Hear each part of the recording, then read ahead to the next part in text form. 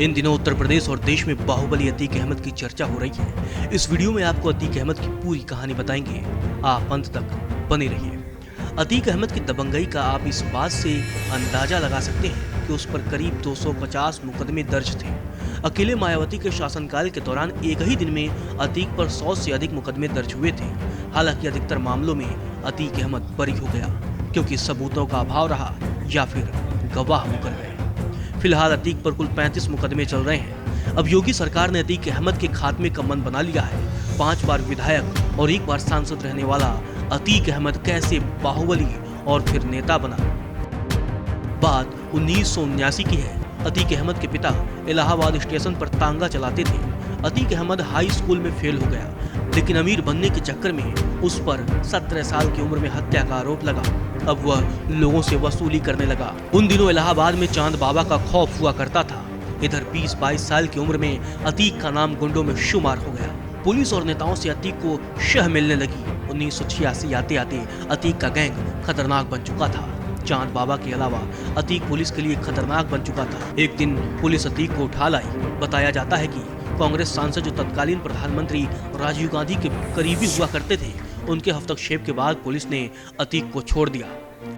हालांकि अब तक पुलिस और अतीक के गुर्गों के बीच जंग छिड़ चुकी थी। एक बार फिर पुलिस ने अतीक को जेल भेज दिया और उस पर एनएसए लगा दिया। लोगों में संदेश गया कि अतीक बर्बाद हो गया है।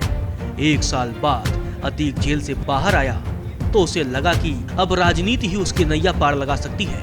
ऐसे में एक बार फिर कांग्रेसी सांसद ने अतीक अहमद का साथ दिया। 1989 में अतीक इलाहाबाद पश्चिमी से निर्दलीय चुनाव लड़ा। सामने था चांद बाबा। दोनों के बीच कई गंगवार हुए। दरअसल अपराध की दुनिया में अतीक के बढ़ते दबदबे से चांद बाबा परेशान हो गया। कुछ ही महीने बाद बीच चौराहे पर चांद बाबा की हत्या हो गई। चांद बाबा की हत्या के बाद पूरे इलाहाबाद में अतीक के नाम का सिक्का चलने लगा। खौफ ऐसा कि लोग इलाहाबाद पश्चिमी सीट लेने से मना करने लगे।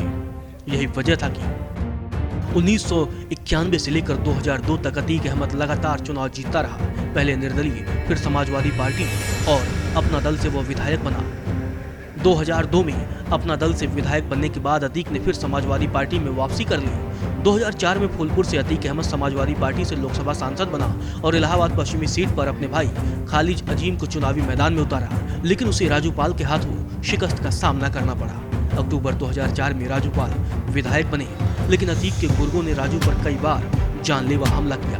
25 जनवरी 2005 को राजूपाल पर गोलियों और बम से हमला हुआ। राजूपाल को 19 गोलियां लगी और उन्होंने दम तोड़ दिया।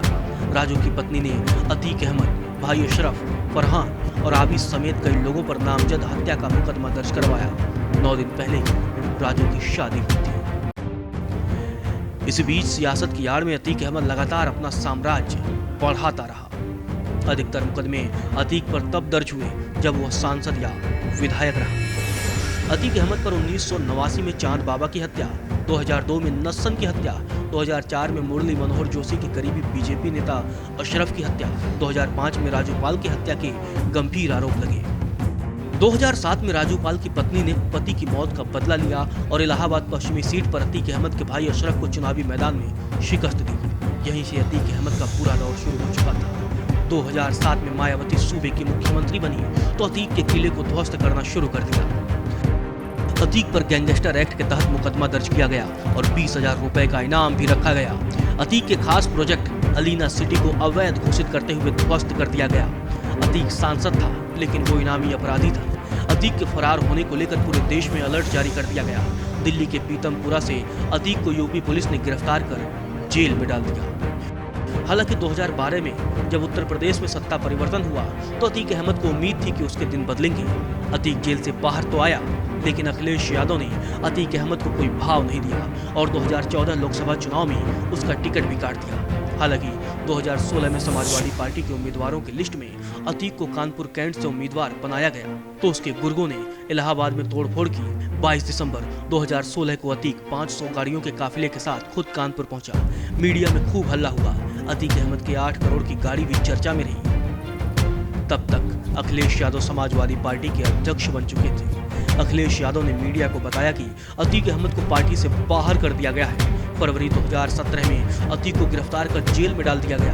हाईकोर्ट ने सारे मामलों में उसकी जमानत रद्द कर दी और उसके बाद से ही अतीक जेल की हवा काट रहा है। वही 2017 में जब योगी आदित्यनाथ ने उत्तर प्रदेश की कमान अपने हाथों में संभाली तो उन्होंने अपराधियों को चेतावनी दी। बीते दिनों उन्होंने विधानसभा में कहा था कि अतीक अहमद को मिट्टी में मिला दिया जाएगा।